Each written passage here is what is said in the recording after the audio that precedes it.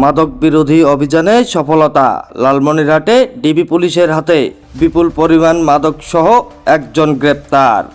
লালমনিরহাট থেকে রংপুর অভিমুখে মাদক পরিবহনের সময় পুলিশের ধাওয়া খেয়ে রংপুরের গঙ্গাচড়া উপজেলায় একটি কভার্ড ভ্যান নিয়ন্ত্রণ হারিয়ে দুর্ঘটনার কবলে পড়ে। পরে গাড়িটি জব্দ করা হয় এবং এ ঘটনায় একজনকে আটক করেছে পুলিশ। আটক ব্যক্তি নাজমুল ইসলাম, বয়স 32 বছর। তিনি লালমনিরহাট জেলার কালীগঞ্জ থানার গোরল ইউনিয়নের 3 নম্বর ওয়ার্ডের খণ্ডের চৌরা এলাকার বাসিন্দা বলে জানিয়েছে পুলিশ।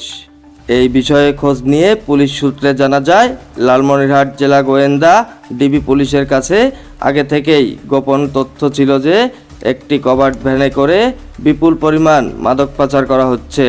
সেই তথ্যের ভিত্তিতে লালমনিরহাট থেকে রংপুরমুখী কভার্ড ভ্যানটির গতিবিধি নজরদারিতে রেখে ধাওয়া শুরু করে ডিবি পুলিশ। সে সময় এক পর্যায়ে ভ্যানটি রংপুর জেলার গঙ্গাচড়া উপজেলার একটি এলাকায় পৌঁছালে চালক নিয়ন্ত্রণ হারিয়ে ফেলেন। এতে সড়কে ধাক্কা লেগে গাড়িটি বিকল হয়ে যায়। পরে পুলিশ গাড়িটি আটক করে গঙ্গাচড়া উপজেলার লক্ষ্মীটারি ইউনিয়ন পরিষদ চত্বরে নিয়ে যায়। তবে তাৎক্ষণিকভাবে কভার্ড ভ্যানের ভেতরে থাকা মাদকদ্রব্যের সঠিক পরিমাণ নিশ্চিত করা সম্ভব হয়নি।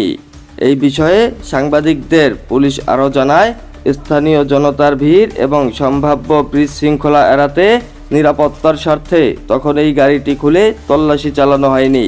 পরবর্তীতে নিরাপদ পরিবেশে গাড়িটি তল্লাশি করে মাদক গণনা করা হবে। এদিকে জব্দকৃত কভার্ড ভ্যানটি কোন জেলার হেফাজতে রাখা হবে তা নিয়ে লালমনিরহাট ডিবি পুলিশ ও রংপুরের গঙ্গাচড়া থানা পুলিশের মধ্যে প্রশাসনিক আলোচনা চলছে।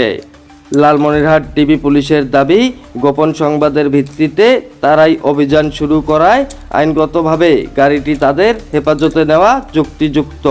অন্যদিকে গঙ্গাচড়া থানা পুলিশের বক্তব্য, ঘটনাস্থল রংপুর জেলার আওতাভুক্ত হওয়ায় গাড়িটি সেখানেই রাখা উচিত।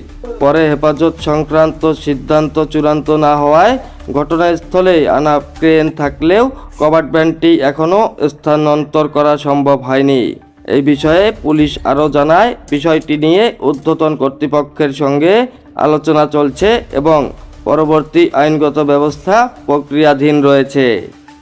AI রাজীব, খবর, লালমনিরহাট।